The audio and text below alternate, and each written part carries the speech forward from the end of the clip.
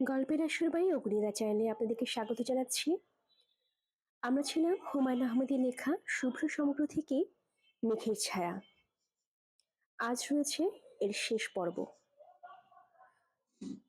শুভ্রদের বাসার সামনে ছোটখাটো একটা ভিড়। কালো মতো রোগা একজন তরুণী কাঁদছে, তরুণীর সঙ্গে দুটি মেয়ে। এদের বয়স 6 বা 7। এরা কাঁদছে না, তবে এদের দৃষ্টি ভয়ার্ত। মেয়ে দুটি মনিরুল ইসলামের কন্যা, তরুণী মেয়ে দুটির মা। তারা গত 3 দিন যাবৎ মনিরুল ইসলামের কোনো খোঁজ পাচ্ছে না। মানুষটা যেন হঠাৎ উধাও হয়ে গেছে। সকাল থেকে এরা কান্তাবিলার সামনে দাঁড়িয়ে আছে।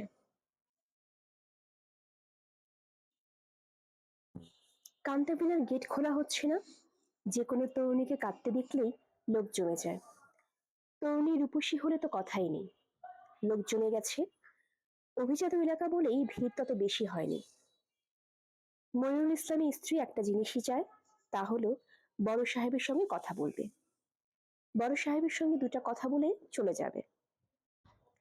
রিয়াজউদ্দিন খবর পেয়েছেন, তিনি ব্যাপারটায় কিছুমাত্র গুরুত্ব দিচ্ছেন না। গুরুত্ব দেওয়ার মতো কোনো বিষয়টা নয়। তাছাড়া বাড়িতে তিনি তার অফিসের কিংবা কারখানার কোনো কর্মচারীর সঙ্গে দেখা করেন না। তিনি গোমেজকে দিয়ে খবর পাঠালেন মেয়েটি যেন তার অফিসে ঠিক 12টার সময় দেখা করে। রিয়াজউদ্দিন সাহেব আজ অফিসে দেরি করে যাবেন। শুভ্র চোখ দেখাতে হবে। চোখের ডাক্তাররা সাধারণত বিকালে বসেন। রিয়াজউদ্দিন সাহেবের জন্য বিশেষ ব্যবস্থা হয়েছে। ডাক্তার সাহেব শুভ্রকে দেখবেন সকালবেলা। তিনি শুভ্রকে নিয়ে যাবেন, রেহানা যাবেন না। কারণ ডাক্তার কি বলবেন বা বলবেন না ভেবে তার খুব টেনশন হয়। চোখের ডাক্তার প্রফেসর মঞ্জুরে এলাহি শুভ্রর দিকে তাকিয়ে হাসি মুখে বললেন, কি খবর আমাদের শুভ্রবাবুর? মঞ্জুরে এলাহি শুভ্রর চোখ ওর 11 বছর বয়স থেকে দেখে আসছেন। তখনও তিনি শুভ্রবাবু ডাকতেন, এখনো ডাকেন। শুভ্র বলল, চাচা, আমি ভালো আছি। তোমার চোখ কেমন আছে? বুঝতে পারছি না। মনে হয় ভালোই আছে। কোনো রকম সমস্যা হয়? না। হঠাৎ আলো বেড়ে যায় বা কমে যায়, এমন কি হয়? হ্যাঁ হয়। আচ্ছা বসো, দেখিয়ে চেয়ারে। রিল্যাক্সড হয়ে বসো। চশমা খুলে ফেলো। আমি এখন তোমার চোখে নানান রঙের আলো ফেলবো। তুমি রঙগুলি বলার চেষ্টা করবে। আচ্ছা। কোন আলো ফেললে যদি এমন হয় যে চিনচিনে ব্যথা বোধ করছো বা অস্বস্তি বোধ করছো, তাও বলবে। জি আচ্ছা। আলো ফেলার পর্ব অনেকক্ষণ চলল। ডাক্তার সাহেব বললেন, শুভ্র, এখন আমি তোমার 2 চোখে 2 ফোঁটা ওষুধ দেব, অ্যাট্রোপিন ড্রপ। এটা এক ধরনের অ্যালকালয়েড। এই ওষুধ তোমার চোখের মনি ডাইলেট করে দেবে। শুভ্র বলল, আপনার যা ইচ্ছা করুন ডাক্তার চাচা, আমাকে কিচ্ছু বলার দরকার নেই। শুধু পরীক্ষা শেষ হবার পর বলবেন আমি অন্ধ হয়ে যাচ্ছি কি যাচ্ছি না। বোকার মতো কথা বলো না শুভ্র। অন্ধ হবে কেন? আমার চোখ দ্রুত খারাপ হচ্ছে ডাক্তার চাচা, এজন্যই প্রশ্ন করছি। যদি সত্যি অন্ধ হয়ে যাই, আগের থেকে জানতে চাই। আগে থেকে জানা থাকলে আমার সুবিধা। কি সুবিধা? সেইভাবে ব্যবস্থা করব। মঞ্জুরে এলাহি সাহেব বললেন, তোমার চোখ দ্রুত খারাপ হচ্ছে এটা সত্যি। রেটিনা থেকে যেসব অপটিক নার্ভ ব্রেইনে সিগন্যাল দিয়ে যাচ্ছে তারা দুর্বল হয়ে পড়েছে। তবে প্রসেসটা থামানো হয়েছে। এর আগে তোমার চোখ যতটা খারাপ ছিল এখনো ততটাই আছে, তার চেয়ে খারাপ হয়নি। এটা খুবই আশার কথা। ডিজেনারেশন প্রসেসকে থামানো গেছে। থ্যাংক ইউ চাচা। তুমি সবসময় আনন্দের ভেতর থাকতে চেষ্টা করবে। মনে আনন্দ থাকলে শরীর ভালো থাকে। শরীরের প্রাণবিন্দু হলো মন। আমরা ডাক্তাররা বলি মস্তিষ্ক, কিন্তু আমরা নিশ্চিত না। ইয়াজউদ্দিন সাহেব ছেলেকে নিয়ে ফিরছেন। দুজনে বসেছেন পেছনের সিটে। ইয়াজউদ্দিন সাহেব এক হাতে শুভ্রের হাত ধরে আছেন, সাধারণত তিনি এমন করেন না। কিছু দূরত্ব ছেলের সঙ্গে তার থাকে। আজ কোনো দূরত্ব অনুভব করছেন না। শুভ্র, জি। ওই দিন রিয়ার পার্টি তোমার কেমন লাগলো? ভালো লেগেছে। পার্টি তো তোমার সচরাচর ভালো লাগে না। ওই পার্টি ভালো লাগলো কেন? মূল হইচইয়ের সঙ্গে ছিলাম না, আলাদা ছিলাম। নিতুর সঙ্গে কথা হয়েছে? হ্যাঁ, হয়েছে। মেয়েটি কি তোমার পছন্দ হয়েছে? হ্যাঁ, হয়েছে। ওই মেয়েটির কোন দিক তোমার সবচেয়ে ভালো লেগেছে? বুদ্ধি, দারুণ বুদ্ধি। আমার নিজেরও মেয়েটিকে দারুণ পছন্দ, তবে বুদ্ধির জন্য নয়। আমার কাছে নিতুর বুদ্ধি এমন বেশি কিছু মনে হয়নি। আমার যা ভালো লেগেছে তা হলো মেয়েটি আশেপাশের মানুষকে বুঝতে চেষ্টা করে। বেশিরভাগ মানুষই যা করে না। অথচ আশেপাশের মানুষকে বোঝার চেষ্টা খুবই জরুরি। সবার জন্যই কি জরুরি? সবার জন্য জরুরি নয় অবশ্য, কারো কারো জন্য জরুরি। তোমার জন্য খুবই জরুরি। যে তোমার স্ত্রী হবে তার জন্য আরো জরুরি। কারণ বিশাল কর্মকাণ্ড তোমাকে এবং তোমার স্ত্রীকে পরিচালনা করতে হবে।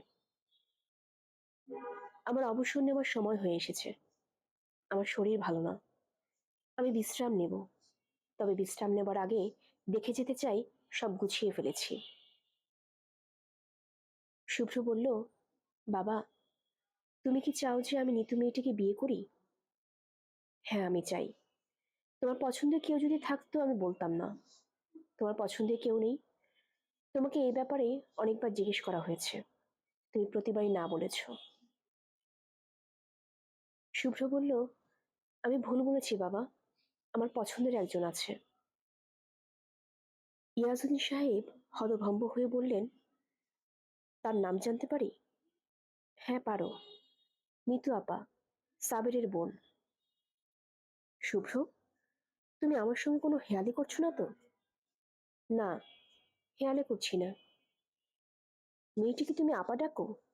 জি। আমি যতদূর জানি মেয়েটির আগে একবার বিয়ে হয়েছিল। সেই বিয়ে টিকেনি। তুমি ঠিকই জানো বাবা। তোমার ইনফরমেশন কখনো ভুল হয় না। মেয়েটির আরেকটি ছেলের সঙ্গে বিয়ে ঠিকঠাক হয়ে আছে। এও বোধহয় সত্য। হ্যাঁ। তুমি কি তোমার আবেগের কথা মেয়েটিকে বলেছ? না, এখনো বলিনি। তবে বলবো। মেয়েটি বয়সে তোমার চেয়ে বড়? জি বাবা, বড়। বছর চারেকের বড়। সেটা কি কোনো বড় সমস্যা? 40 বছরের পুরুষ তো 20 বছরের মেয়ে বিয়ে করছে। শুভ্র, আমি তোমার সঙ্গে কোনো তর্কে যেতে চাচ্ছি না। তর্ক করার এটা কোনো উপযুক্ত সময় নয়। তাছাড়া তুমি এখন যে ভঙ্গিতে আমার সঙ্গে কথা বলছো তাতে মনে হচ্ছে তুমি তর্ক শুনতে প্রস্তুত নও। একটা সময় আসে যখন সব যুক্তি অর্থহীন হয়ে মনে হয়। আমি তোমার যুক্তি খুব মন দিয়ে শুনি বাবা, এখনো শুনবো। এখন আমার নিজের মনও বিক্ষিপ্ত। অফিসে যাব। মনিরুল ইসলাম নামের একজন আমার কর্মচারী স্ত্রীর সঙ্গে কথা বলবো। মনিরুল ইসলামকে নাকি কদিন থেকে বাসা পাওয়া যাচ্ছে না। যাই হোক, আমি অফিসে নেমে যাব, তুমি গাড়ি নিয়ে বাসায় চলে যাও।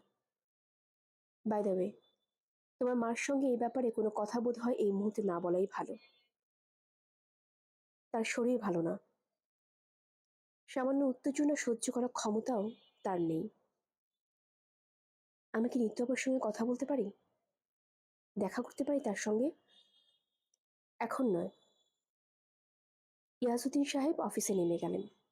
ঠিক 12টায় মনিরুল ইসলামের স্ত্রীকে ডেকে পাঠালেন। সহজ গলায় বললেন, আপনার সমস্যা বলুন। কেঁদে কেঁদে বললে আমি কিছুই বুঝবো না। শান্ত হন, শান্ত হয়ে বলুন। ভদ্রমহিলার বক্তব্য ইয়াজউদ্দিন সাহেব পুরোটা শুনলেন। গভীর মনোযোগের সঙ্গে শুনলেন। তারপর বললেন, আপনার জন্য আমার খুবই খারাপ লাগছে। আপনি অস্থির হয়ে পড়েছেন দেখতে পাচ্ছি। অস্থির হওয়াটাই স্বাভাবিক। যে কেউ অস্থির হবে। বড় বড় কারখানায় অনেক ধরনের রাজনীতি চলে। ইউনিয়ন ক্ষমতার ভাগ বাটোয়ারা নিয়ে জটিলতা থাকে, সেটা ধ্বংসাত্মক পর্যায়ে চলে যায়। আমি পুলিশকে বলে দিচ্ছি যেন তারা একটা খোঁজ বের করার চেষ্টা করে। আপনি এখানকার ইউনিয়ন কর্মকর্তা যারা আছে তাদের সঙ্গে কথা বলুন। এরা অনেক কিছু জানে, জেনেও চুপ করে থাকে। মনে হচ্ছে আপনার কিছু আর্থিক সহায়তাও দরকার। আমি ক্যাশিয়ারকে বলে দিচ্ছি, সে আপনাকে কিছু টাকা দেবে। মনিরুল ইসলামের প্রাইভেট ফান্ডের টাকা। ইয়াজুদ্দিন সাহেব স্বস্তির নিঃশ্বাস ফেললেন। কারখানার সমস্যা সামলানো হয়েছে, খুবই চমৎকারভাবে সামলানো হয়েছে। আগামী 2 বছর আর কোনো সমস্যা হবে না। শুভ্র শুয়েছিল। মাঝে মাঝে কিছুই ভালো লাগে না, শুয়ে থাকতে ইচ্ছা করে। আজ মনে হয় সেরকম একটা দিন। আকাশে মেঘলা, বিছানা থেকে আকাশের মেঘ দেখা যায়। এই মেঘ সে আর কতদিন দেখতে পারবে? শুভ্র ছোট করে নিঃশ্বাস ফেলল। রেহানা ঘরে ঢুকে বললেন, একটা মেয়ে তোকে টেলিফোন করেছে, বলেছে নিতু আপা, টেলিফোন ধরবি? হ্যাঁ, ধরবো। শুয়ে আছিস যখন শুয়ে থাক, আমি পরে টেলিফোন করতে বলি। না, আমি যাচ্ছি। মেয়েটাকে তুমি চিনবে না মা, আমার বন্ধু ছিল সাবের, ওর বড় বোন। রেহানা বললেন, শুভ্র, আমার শোবার ঘর টেলিফোন নাম্বার তুই সবাইকে দিয়ে বেড়াবে না। অপরিচিত কারো টেলিফোন ধরতে আমার ভালো লাগে না। কাউকে যদি টেলিফোন দিতেই হয়, একতলাটা দিবি। আচ্ছা। আমার কথা আবার রাগ করি না তো শুভ্র? না, রাগ করিনি। তোমার ওপর তো কখনো রাগ করি না মা। রেহানা বললেন, অন্যায় কিছু বললেও রাগ করবে না? না। কেন? আমি ছাড়া তোমার কেউ নেই মা। আমি রাগ করলে তুমি যাবে কোথায়? রেহানার চোখে পানি এসে গেল। তিনি চট করে অন্যদিকে তাকালেন। ছেলেকে তিনি তার চোখের পানি দেখাতে চান না। শুভ্র টেলিফোন ধরল। হ্যালো, নিতু আপা? হ্যাঁ, তুমি কেমন আছো? ভালো আছি। তোমাকে কখনো টেলিফোন করে পাওয়া যায় না। যখনই টেলিফোন করি আমাকে বলা হয় তুমি বাসায় নেই, কিংবা তুমি ঘুমোচ্ছ। বাসায় যখন থাকো তখন কি সারাক্ষণ তুমি ঘুমিয়েই থাকো? শুভ্র হাসল। নিতু বলল, শুভ্র, তোমাকে আমার খুব দরকার। না, ঠিক আমার না, আমার বাবার দরকার। ওনার কি শরীর ভালো নেই? ওনার কিছুই ভালো নেই। উনি গত 2 দিন ধরে খাওয়া দাওয়া বন্ধ করেছেন। কেন? উনি ঠিক করেছেন অনাহারে থেকে আস্তে আস্তে মৃত্যুর দিকে এগিয়ে যাবেন। এক চৈনিক কবিও নাকি তাই করেছেন। কবির নাম হলো লিয়াও সিন, কিংবা লিয়াও ঝিন। তুমি কি আসতে পারবে? পারবো। বাবা তোমাকে কিছু বলতে চান, তুমি দয়া করে শোনো উনি কি বলতে চাচ্ছেন। আপা, আমি আপনাকে একটা জরুরি কথা বলতে চাই। আমাকে আবার কি জরুরি কথা? আপনি চুপ করে শুনুন, দয়া করে রাগ করবেন না। এমন কি কথা যে রাগ করার প্রশ্ন আসে? আমি আপনাকে খুব পছন্দ করি। এটা তো রাগ করার কথা না শুভ্র, খুশি হবার কথা। আমিও তোমাকে পছন্দ করি। বাবা তোমাকে যতটা পছন্দ করেন ততটা হয়তো না, কিন্তু কমও না। আমি যে আপনাদের বাসায় প্রায় যাই, চাচার সঙ্গে দেখা করতেই যাই, কিন্তু যখন দেখি আপনি বাসায় নেই তখন ভয়ঙ্কর খারাপ লাগে। ও আচ্ছা, প্রায় আমি আপনাকে স্বপ্নে দেখি, কাল রাতেও দেখেছি। শুভ্র, তুমি কি বলতে চাচ্ছ আমি বুঝতে পারছি না। তোমার শরীর ভালো তো? হ্যাঁ, শরীর ভালো। নিতু আপা, এখন আমি আপনাকে একটা ভয়াবহ কথা বলবো। ভয়াবহ কথা তুমি বলে ফেলেছো বলে আমার ধারণা। না, বলিনি, এখন বলবো। নিতু আপা, আমি আপনাকে বিয়ে করতে চাই। নিতু চুপ করে রইল। মনে হচ্ছে হঠাৎ টেলিফোন ডেড হয়ে গেছে। শুভ্র বলল, আপনি কি আমার কথা শুনতে পেয়েছেন? হ্যাঁ। আপনি কি রাগ করেছেন? টেলিফোনে না, মুখোমুখি আমি তোমার সঙ্গে কথা বলবো। আমি কি এখন আসবো? না, এখন না, কাল এসো। আমার কোনো ভালো শাড়ি নেই। শুভ্র, আমি সুন্দর একটা শাড়ি কিনবো, আজই কিনবো। কি রং তোমার পছন্দ বলো তো? নিতু আপা, আপনি কি আমার সঙ্গে ঠাট্টা করছেন? বুঝতে পারছি না। তুমি আমার মাথা এলোমেলো করে দিয়েছো। তুমি কাল এসো, কাল আমি তোমার সঙ্গে কথা বলবো। রাখি শুভ্র। জাহেদ মহা বিপদে পড়েছে। মিজান সাহেব দেশের বাড়িতে পৌঁছে ঘোষণা দিয়েছেন এখানেই থাকবেন, আর শহরে ফিরবেন না। গ্রামে থাকার ব্যবস্থা নেই বললেই হয়। টিনের ঘর দুটির ভগ্ন দশা, ভিটের ভেতর মানুষ সমান ঘাস গজিয়েছে। বাড়ির দরজা জানালা লোকজনে খুলে নিয়েছে। খাট চৌকি কিছুই নেই।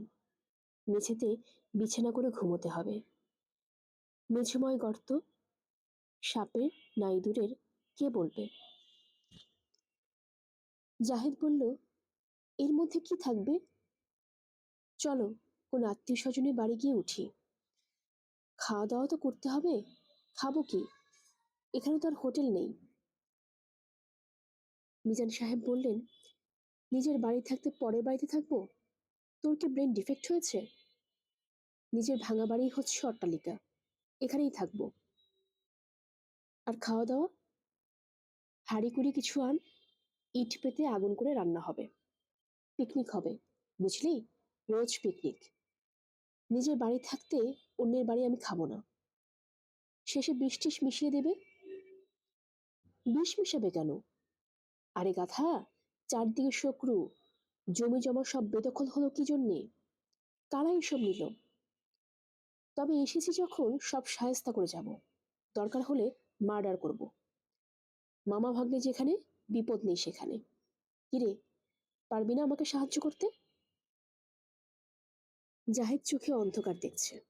এ কি সমস্যা? রাতে থাকার জন্য চৌকি জোগাড় করা হয়েছে। চৌকির ওপর তোষক বিছিয়ে বিছানা। খাবার ব্যবস্থা জাহেদের দূর সম্পর্কে এক খালার বাসায়। মিজান সাহেব কিছুতেই সেখানে খেতে যাবেন না। জাহেদ একা গিয়ে খেয়ে এলো, বাটিতে করে খাবার নিয়ে এলো। মিজান সাহেব সেই খাবারও মুখে দিলেন না। চোখ কপালে তুলে বললেন, অসম্ভব, তুই কি আমাকে মারতে চাস? সপাক আহার করব, নিজে রেঁধে খাবো। তৃতীয় দিনের দিন সে প্রায় জোর করে মামাকে নিয়ে ঢাকায় এসে নামল। ট্রেন থেকে তিনি নামলেন বদ্ধ উন্মাদ অবস্থায়। রিকশায় উঠে রিকশাওয়ালাকে করুণ গলায় বললেন, এরা আমাকে খুন করতে নিয়ে যাচ্ছে, বুঝলেন ভাই সাহেব? গ্রামের বাড়িতে সুখে ছিলাম, ভুলিয়ে ভালিয়ে এনেছে। গরু জবে করার মতো বড় ছুরি আছে না, ওটা দিয়ে জবে করবে। ঘুমের মধ্যে কাম সারবে। আল্লাহু আকবার বলে গলায় পোঁছ।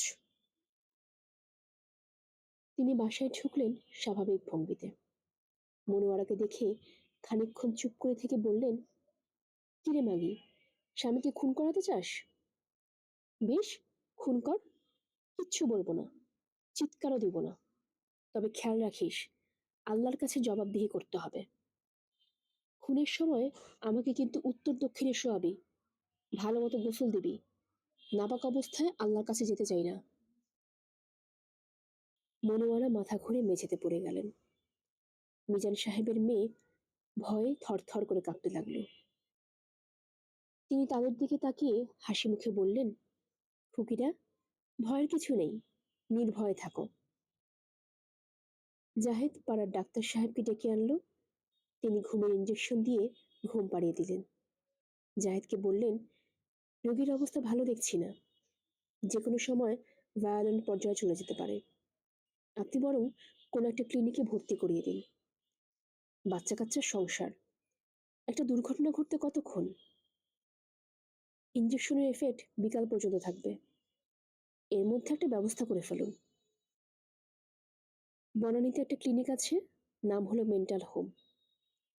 ইলেকট্রিক শক দেওয়ার ব্যবস্থা আছে, ঠিকানা আছে আমার কাছে, তবে চার্জ বেশি। কিন্তু টাকার দিকে তাকালে তো এখন হবে না। দেবো ঠিকানা? জাহিদ বলল, দিন। আপনাদের বংশে পাগলের হিস্ট্রি আছে? জি না। আজকাল অবশ্য হিস্ট্রি ফিস্ট্রি লাগে না, এমনিতেই লোকজন পাগল হয়ে যাচ্ছে। খোঁজ নিয়ে দেখবেন ডিসপেন্সারিগুলোতেও নার্ভ ঠান্ডা রাখার ওষুধ সবচেয়ে বেশি বিক্রি হয়। ঘুমের ওষুধ ছাড়া কেউ ঘুমোতে পারে না। সন্ধ্যাবেলা জাহেদ তার মামাকে মেন্টাল হোমে ভর্তি করে দিয়ে এলো। ৩,০০০ টাকা অগ্রিম জমা দিতে হলো। দৈনিক ৩০০ টাকা হিসেবে 10 দিনের ভাড়া। এই ৩০০ টাকার মধ্যে খাওয়া খরচ ধরা নেই। মনোয়ারা তার গয়না বিক্রি করলেন। বেব ট্যাক্সি ভাড়া করে আত্মীয় স্বজনদের বাড়ি ঘুরতে লাগলেন ধারের জন্য। বিপদ একদিকে আসে না, নানান দিক একসঙ্গে এসে সাঁড়াশি আক্রমণ করে। মিজান সাহেবের বাড়িওয়ালা জাহিদকে নিজের বাড়িতে ডেকে নিয়ে গেলেন, চা খাওয়ালেন, পাঁপড় ভাজা খাওয়ালেন। অমায়িক ভঙ্গিতে বললেন, আপনার মামার খবর শুনলাম, খুবই দুঃখ পেয়েছি। দুঃখ পাবারই কথা, ও তো ভদ্রলোক ছিলেন। মাসের ৩ তারিখে মাসের ভাড়া পেয়েছি, কোনোদিন দেরি হয়নি। শেষ কয়েক মাসে কিছু সমস্যা হয়েছে। সমস্যা হতেই পারে, দিন তো সমান যায় না। সাগরে যেমন জোয়ার ভাটা আছে, মনের জীবনেও জোয়ার ভাটা আছে, সবই বুঝি। কিন্তু জাহেদ সাহেব, আমার ব্যবস্থাটা কি? জাহেদ বলল, একটু সময় দিন, মামার অফিসে লোনের জন্য দরখাস্ত করেছি। লোনটা পেলে প্রথমেই আপনার টাকাটা দিয়ে দিব। আমাকে টাকা দিলে তো আপনার চলবে না।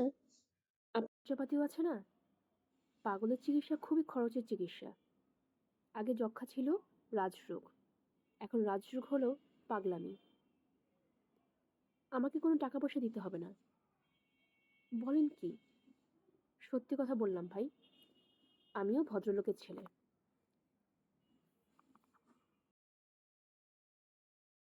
৩-৪ দিন সময় আছে, একটা বাসা ঠিক করে উঠে চলে যান। আমি আপনাকে সাহায্য করব। আমার ট্রাক আছে, ট্রাক দিয়ে মালপত্র পাঠানোর ব্যবস্থা করব। একটা পয়সা লাগবে না, শুধু পেট্রোলের খরচ হিসেবে কিছু ধরে দেবেন। জাহেদ বলল, আপনি তো ডেঞ্জারাস লোক। উপকার করতে গেলে ডেঞ্জারাস লোক হতে হয়, এই জন্যে উপকার করতে নাই। ৬ মাসের ভাড়া মাফ করে দিলাম, এটা চোখে পড়ল না? নেন ভাই, ধরেন, সিগারেট খান। নাকি ধূমপান করেন না? জাহিদ সিগারেট নিল না, তার মাথায় আকাশ ভেঙে পড়েছে। সামান্য সিগারেটের ধোঁয়া তো সে আকাশ ভাঙানোর মাথা কিছু করতে পারবে না। ভাই সাহেব, এই হলো আমার বক্তব্য। চা আর ১ কাপ দিতে বলবো? বলুন। শুনেছি আপনি বিবাহও করেছেন। ঠিকই শুনেছেন। জাহিদ কেয়ার সঙ্গে দেখা করতে গেল। কেয়ার দুলাভাই ঘরে ছিলেন। তিনি কঠিন ভঙ্গিতে বললেন, কি খবর? জাহেদ বলল, ভালো। বসো। জাহেদ বসল। ভদ্রলোক শুকনো গলায় বললেন, তোমার ব্যাপার কিছুই বুঝতে পারছি না। স্ত্রীকে এখানেই ফেলে রাখবে? জি না, একটু সমস্যা যাচ্ছে। সাময়িক সমস্যা। বাড়ি ভাড়া করেছি, সামনের সপ্তাহে নিয়ে যাব। কোথায় বাড়ি ভাড়া করেছো? ইয়ে, সোবহানবাগ। ফ্ল্যাট বাড়ি, 2 রুম, 2 বাথরুম। ভাড়া কত? ভাড়া এখনো সেটেল হয়নি, 2,000 চাচ্ছে। মনে হয় কিছু কমবে। ফার্নিচার টার্নিচার কিছু কেনা হয়নি, এইসব কেনাকাটা করছি। কেয়া কি আছে? গুলশান মার্কেট থেকে কিছু ফার্নিচার কিনবো, ভাবছি ওকে সঙ্গে নিয়ে কিনি। ও যেতে পারবে না, জ্বর। জ্বর নাকি? গোসল করে সারা রাত ঠান্ডা বাতাসে বসে বুকে ঠান্ডা বাঁধিয়েছে, কারো কথা তো শুনে না। কেয়ার অনেক জ্বর, তবু সে বলল সে যাবে। কেয়ার বড় বোন বললেন, তুই কি অসুখ আরো বাড়াতে চাস? ডাক্তার বলে গেল নিউমোনিয়ার লক্ষণ। কেয়া বলল, ঘরে বসে আমার দম বন্ধ হয়ে আসছে, একটু ঘুরে আসি। তুই ইচ্ছা করে ওষুধ বাড়াচ্ছিস। আমি চলে আসবো আপা। কেয়া বলল, হুট ফেলে দাও। এই অবস্থায় হুট ফেলে দেবো কি? তোমার তো সিরিয়াস ঠান্ডা না লাগুক। তুমি আমার হাত ধরে বসে থাকো, আজ অনেকক্ষণ ঘুরবো। তুমি ভালো আছো তো? আছি। নীল শার্টটা কিনেছো? না, এখনো কিনিনি। এখনো কিনোনি? কবে কিনবে? খুব শিগগিরই কিনবো। দুলাভাইকে যে 2 রুমের ফ্ল্যাটের কথা বলছিলে, বানিয়ে বানিয়ে বলছিলে, তাই না? হ্যাঁ। আমি বুঝতে পেরে মনে মনে হাসছিলাম। বানিয়ে যখন বলছো 2 রুমের ফ্ল্যাট বললে কেন? বললে না কেন 4 রুমের দক্ষিণ দুয়ারে ফ্ল্যাট, একটা সার্ভেন্টস রুম? চলো ফিরে যাই কিয়া। না, এখন ফিরবো না। অনেক রাত পর্যন্ত ঘুরবো। তোমার মামার অবস্থা কি? অবস্থা ভালো না। ভালো না হলে বলার দরকার নেই।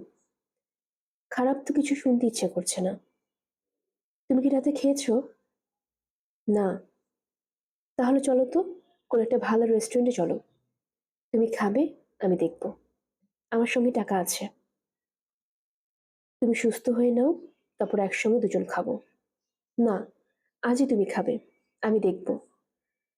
তোমাকে দেখে মনে হচ্ছে অনেকদিন তুমি আরাম করে কিছু খাও না। তোমার স্বাস্থ্য যে কি খারাপ হয়েছে তা তুমি জানো? আচ্ছা, এক কাজ করো, হুট তুলে দাও। আমার খুব ঠান্ডা লাগছে। জ্বর বেড়েছে বোধ হয়। দেখো তো। আচ্ছা, এত সংকোচ করে গায়ে হাত দিচ্ছ কেন? আমি তোমার স্ত্রী। রিয়াজউদ্দিন সাহেবের শরীর খারাপ লাগছে।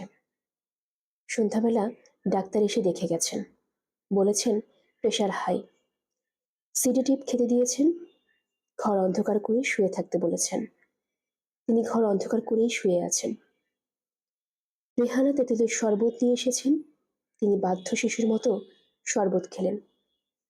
গ্লাস নামিয়ে রেখে বললেন, শুভ্র কি ঘরে আছে? হ্যাঁ আছে। কি করছে? জানি না তো। দেখে আসবো? দেখে আসতে হবে না। তুমি রিয়াকে টেলিফোনে আসতে বলো। বলবে খুব জরুরি। কি হয়েছে? কিছু হয়নি। ভালো কথা। শুভ্র কি আজ দিনে কোথাও বের হয়েছিল? না। তুমি শুভ্রকে আমার কাছে পাঠিয়ে দাও। আর শোনো, আমি যতক্ষণ কথা বলবো তুমি ঘরে ঢুকবে না। কি ব্যাপার? কোনো ব্যাপার না। ডাক্তার তোমাকে চুপচাপ শুয়ে থাকতে বলেছে। আমি চুপচাপ শুয়েই আছি। রেহানা চিন্তিত মুখে ঘর থেকে বের হলেন। শুভ্র তার প্রায় সঙ্গে সঙ্গেই ঘরে ঢুকল। রিয়াজউদ্দিন সাহেব বললেন, আমার পায়ের কাছে চেয়ারটা বস শুভ্র। আমি তোমার সঙ্গে কিছু কথা বলবো। পায়ের কাছে বসলে আমি তোমার মুখ দেখতে পারবো। শুভ্র বলল, অন্ধকারে মুখ দেখবে কি করে? টেবিল ল্যাম্পটা জ্বালিয়ে দাও। শুভ্র বাতি জ্বালালো। রিয়াজউদ্দিন খাটে আধশোয়া হয়ে বসে আছেন। তার খালি গা, তার সারা গায়ে বিন্দু বিন্দু ঘাম। খাটের মাথায় রাখা তোয়ালে দিয়ে তিনি শরীরে ঘাম মুছলেন। শুভ্র। জি বাবা। আমি তোমাকে কি পরিমাণ ভালোবাসি তা কি তুমি জানো? জানি। না, তুমি জানো না। শুভ্র হেসে ফেলল। রিয়াজউদ্দিন সাহেব কঠিন গলায় বললেন, হাসলে কেন? তোমার ছেলে মানুষইতে হাসছি বাবা। ছেলেকে ভালোবাসায় তুমি আলাদা কিছু না। অন্য সব বাবাদের মতোই। পৃথিবীর সব বাবাই তার ছেলে মেয়েদের প্রচন্ড ভালোবাসেন। তুমি এমন কোনো বাবার কথা বলতে পারবে যে তার ছেলেকে ভালোবাসে না? শুভ্র, তুমি কি আমার সঙ্গে তর্ক করতে চাচ্ছ? তর্ক করতে চাচ্ছি না, তোমার লজিকের ভুল ধরিয়ে দিচ্ছি। ভুল ধরিয়ে দিচ্ছ? হ্যাঁ, ভুল ধরিয়ে দিচ্ছি। তুমি সারা জীবন মনে করে এসেছো তোমার লজিক অভ্রান্ত। তুমি যা ভাবছো তাই সত্যি। এরকম মনে করার যথেষ্ট কারণ কি নেই? কারণ আছে। তোমার মতো ভালো লজিক দিতে আমি এই পর্যন্ত শুধু একজনকেই দেখেছি। কে? তোমার নিতু আপা? হ্যাঁ। তুমি কি তাকে বলেছো যে তুমি তাকে বিয়ে করতে চাও? বলেছি। সে কি বলেছে? আগামীকাল আমাকে দেখা করতে বলেছেন। তুমি তাহলে আগামীকাল তার সঙ্গে দেখা করতে যাচ্ছ? হ্যাঁ, যাচ্ছি। আমি যদি বলি যেও না, তারপরেও যাবে? হ্যাঁ, যাব। তুমি কি আমাকে যেতে নিষেধ করছো? না, নিষেধ করছি না। তুমি অবশ্যই যাবে। রিয়াজউদ্দিন সাহেব দম নেবার জন্য থামলেন। তোয়ালে দিয়ে আবার গায়ের ঘাম মুছলেন। তার পানি পিপাসা হচ্ছে। হাতের কাছে রাখা পানির গ্লাসটা শূন্য। শুভ্র বলল, পানি এনে দেব বাবা? দাও। শুভ্র পানি এনে দিল। তিনি এক নিঃশ্বাসে সবটুকু পানি খেলেন। শুভ্রর দিকে তাকিয়ে হাসলেন। শুভ্রও হাসল। রিয়াজউদ্দিন সাহেব বললেন, আমরা এমনভাবে কথা বলছি যেন দুজন দুজনের প্রতিপক্ষ। তা কিন্তু না শুভ্র। আমরা আলোচনা করতে বসেছি। গল্প করতে করতে হাসি মুখে আলোচনা করা যায়। আমি তোমাকে কখনোই প্রতিপক্ষ ভাবি না বাবা, কখনোই না। না ভাবাই ভালো। আমি খুব শক্ত প্রতিদ্বন্দ্বী। তুমি যুদ্ধে আমার সঙ্গে পারবে না, হেরে যাবে। না বাবা, তা হবে না। আমি হারবো না, তুমিও আমাকে হারতে পারবে না। তুমি ভুলে যাচ্ছ আমি তোমারই ছেলে। তোমার যেমন হেরে অভ্যাস নেই, আমারও নেই। গিয়াসউদ্দিন সাহেব বালিশের নিচ থেকে সিগারেটের প্যাকেট বের করলেন। সিগারেট তার জন্য পুরোপুরি নিষিদ্ধ, কিন্তু এখন তিনি সিগারেটের জন্য প্রবল তৃষ্ণা বোধ করছেন। শুভ্র, আমি যে অসুস্থ তা কি তুমি জানো? জানি বাবা। পুরোপুরি বোধহয় জানো না। আমি গুরুতর অসুস্থ। কাউকে তা বুঝতে দিই না। নিজের সমস্যা আমি নিজের মধ্যে রাখতে ভালোবাসি। আমিও তাই করি। আমিও নিজের কষ্ট নিজের ভিতর রাখার চেষ্টা করি। মা যখন আমাকে জাহিদের বিয়েতে যেতে দিল না, আমার খুব কষ্ট হয়েছিল। আমি তোমাকে কিছুই বলিনি। আমি আমার এই দরিদ্র বন্ধুকে সামান্য একটা উপহার দিতে চেয়েছিলাম। তুমি তা দিতে দাওনি। আমি তো কোনো অভিযোগ করিনি। এখন করছো। হ্যাঁ, এখন করছি। তুমিও করছো বাবা। কাজেই সমান সমান। হ্যাঁ, সমান সমান। বাবা, তুমি কি লক্ষ্য করছো আমি লজিকে তোমাকে হারিয়ে দিচ্ছি? হ্যাঁ, লক্ষ্য করছি। তুমি কি রেগে যাচ্ছ? না, রেগে যাচ্ছি না। ইয়াজউদ্দিন সাহেব প্যাকেট থেকে সিগারেট বের করতে করতে বললেন, টি ব্রেক নিলে কেমন হয় শুভ্র? শুভ্র বলল, ভালোই হয়। আমার চায়ে তৃষ্ণা হচ্ছে। তোর মাকে চা দিতে বলি। বলো, এবং মাকে এখানে আসতে বলো বাবা। মা কেন আলোচনা বাইরে থাকবে? তার বাইরে থাকাই ভালো। আমি এখন কিছু কিছু কঠিন কঠিন কথা বলবো। তোকে কঠিন কথা বললে তোর মা সহ্য করতে পারে না। সে হইচই করতে থাকবে। আমি হইচই সহ্য করতে পারি না। তোমার কঠিন কথাগুলি বলো বাবা, শুনি। কঠিন কথা হলো, আমি আজ থেকে অবসর নিয়েছি। সমস্ত কর্মকাণ্ড থেকে নিজেকে সরিয়ে নিয়েছি। আমার যা আছে সবকিছু দেখার এবং সবকিছু চালিয়ে নেওয়ার দায়িত্ব এখন তোমার। তবে ভয় পাবার কিছুই নেই। একদল দক্ষ সেনাপতি তৈরি করা আছে। তারা তোমাকে চালিয়ে নিয়ে যাবে। তুমি ভুল করবে, ভুল করতে করতে শিখবে। তুমি কি করবে? আপাতত চিকিৎসার জন্য বাইরে যাব। তোমার মাকে নিয়ে যাব। কিছুদিন ঘুরবো বাইরে বাইরে। কতদিন তা জানি না। রেহানা চা নিয়ে ঢুকলেন। ভীত গলায় বললেন, রিয়াকে টেলিফোনে পাওয়া যায়নি। রিয়াজউদ্দিন সাহেব বললেন, ওকে লাগবে না। রেহানা যে বিশেষ একটা দিন, তাকে তুমি জানো? রেহানা চুপ করে রইলেন। রিয়াজউদ্দিন সাহেব ক্লান্ত গলায় বললেন, তুমি জানো না। আমিও তাই ভেবেছিলাম। আজ আমার জন্মদিন। শুভ্র বলল, শুভ জন্মদিন বাবা।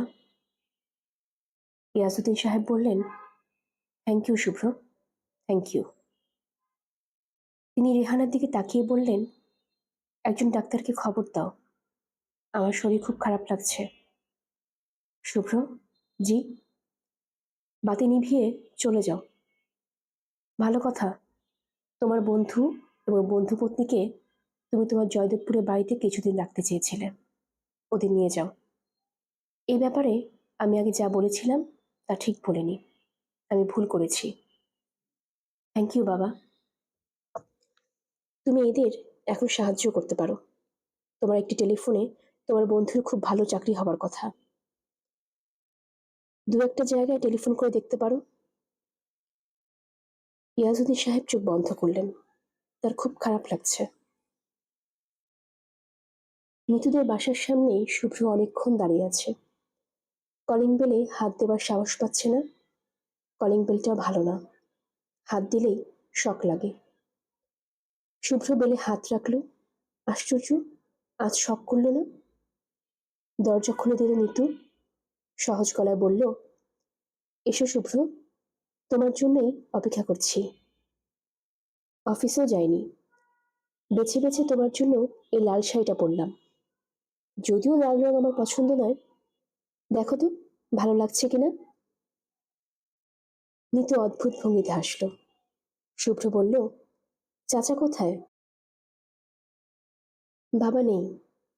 নেই বলায় মনে করো না তিনি মারা গেছেন, তিনি ভালোই আছেন। তাকে আজ ভোরে হাসপাতালে ভর্তি করে দিয়ে এসেছি। ডাক্তাররা এখন তাকে নল দিয়ে খাওয়াচ্ছেন। দাঁড়িয়ে আছো কেন শুভ্র, বসো। শুভ্র বসল। নিতু বলল, চা খাবে? চা দেব? সেজে গুজে আছি এই অবস্থায়, রান্নাঘরে যেতে ইচ্ছে করে না। তবুও তুমি চাইলে যেতে হবে। বলা তো যায় না, যদি সত্যি সত্যি তুমি আমাকে বিয়ে করো, তাহলে তোমার কথা তো শুনতেই হবে। বয়সে ছোট হলেও তুমি তখন হবে আমার স্বামী, তাই না? নিতু খিলখিল করে হেসে ফেলল। হাসতে হাসতে তার চোখে পানি এসে গেল। সে শাড়ির আঁচলে চোখ মুছল। শুভ্র বলল, আপনি আমার সঙ্গে এভাবে কথা বলছেন কেন? আমি আমার মনের কচ্ছা কথাটা আপনাকে বলেছি, আপনাকে অপমান করবার জন্য বলিনি। আপনি বসুন, আপনি ছটফট করছেন। নিতু বসল, শুভ্রের সামনেই বসল। নিতু আজ সত্যি সত্যি সেরেছে। তার গায়ে লাল সিল্কের শাড়ি, ঠোঁটে কড়া করে লাল লিপস্টিক দেওয়া। শুভ্র কখনো নিতুর ঠোঁটে লিপস্টিক দেখেনি। শুভ্র, জি। তোমার প্রস্তাব শোনার পর আমার কি অবস্থা হলো তোমাকে আগে বলি। প্রথম খুব হাসলাম, শব্দ করে হাসলাম। আমার পাশে যে টাইপিস্ট বসে, আরতি ধর, সে বলল, দিদি এত হাসছেন কেন?